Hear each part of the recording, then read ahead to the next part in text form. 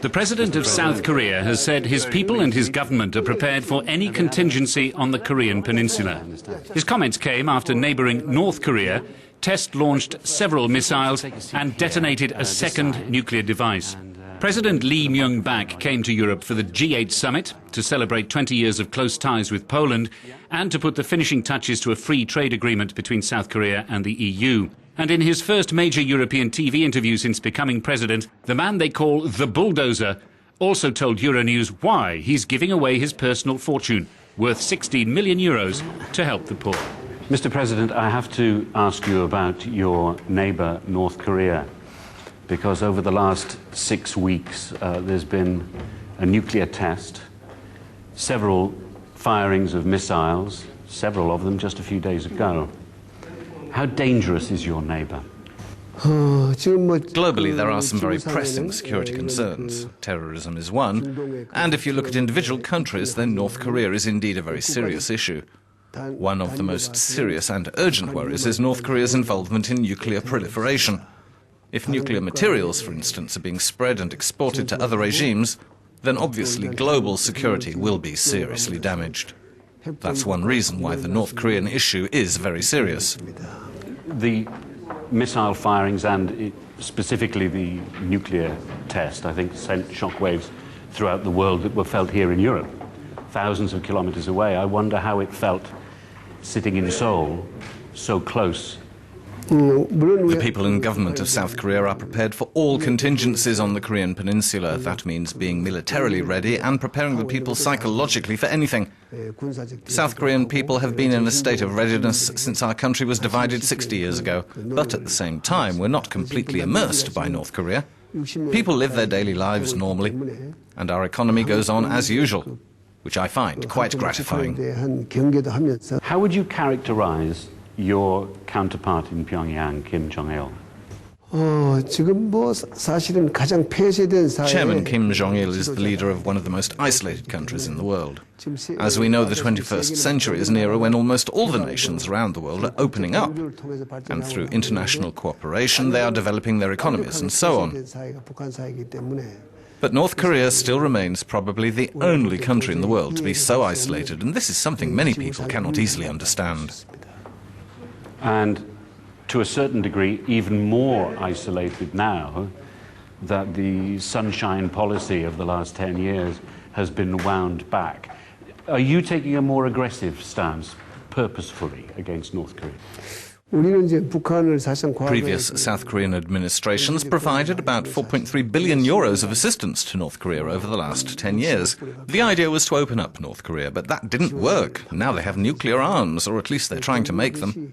My administration is trying to encourage North Korea to come to the negotiating table. Of course, one of the means we will use is the recently adopted UN Security Council resolution. North Korea seems to be ignoring everybody at the moment and just doing what it wants to do. What's the next step? Firstly, I understand there are many complex domestic issues in North Korea which are driving its current behavior. Being mindful of all that, my government will continue to strengthen international cooperation, especially with countries like China and Russia, who've already come on board. They are very much in favor of trying to bring about a peaceful resolution to this issue. And traditionally, many European member states have had very close relations with North Korea for quite some time. So I would like to hope that they would continue to have an interest in this matter, so we can bring about a peaceful resolution to the North Korean nuclear issue. I think with close international cooperation, we can encourage North Korea to come back to the negotiating table. It's going to be difficult, but it's not impossible. You're negotiating a free trade agreement at the moment with the European Union as a whole. How far have you got with that? How close is that to coming to fruition? We've been engaged in negotiations with the European Union on a free trade agreement for quite some time, and I think we're really in the final stages. Of course, I understand that internally the European Union has to sort out some of the positions of its individual member states. When that is done, we expect perhaps this summer, sometime in July or August, to be announcing the conclusion of our negotiations. Opponents to such a deal here in the European Union would fear a flood, an influx of cheap Korean cars, for instance. Sorry, inexpensive Korean cars. The car industry is only one aspect. There are also many other goods, products and services that will flow between Korea and the European Union. There are some aspects that will be beneficial, where there'll be advantages for one, where it's not so beneficial for the other. But as a whole, I believe it will bring tremendous benefits for both South Korea and the European Union. As for cars, I do not believe that Korean cars are the inexpensive Korean cars of the past. I believe Korean cars are probably equal or even more expensive than their European counterparts. So now it will come down to quality. That's where the competition between Korean and European cars will lie. But also an agreement will give European car makers much more access to the Korean market, where they already have a substantial share. If you look at it holistically, I think it'll be very beneficial for both South Korea and the EU. You mentioned G20, Mr. President, but of course this week it's G8. Is G8 obsolete now? What's the point of G8 now? There are many global challenges, and I think the G8 may not be suitable to address all of the global concerns that we have ahead successfully. This is why we have the G20, the G8 members plus the emerging and developing economies, so that they can work together through international cooperation to resolve some of the very pressing global concerns. So do I believe the G8 is obsolete? Absolutely not. I believe G8 has a substantial role and responsibility which is unique. But also at the same time, I think the G20 has many ways of contributing to solving these global issues.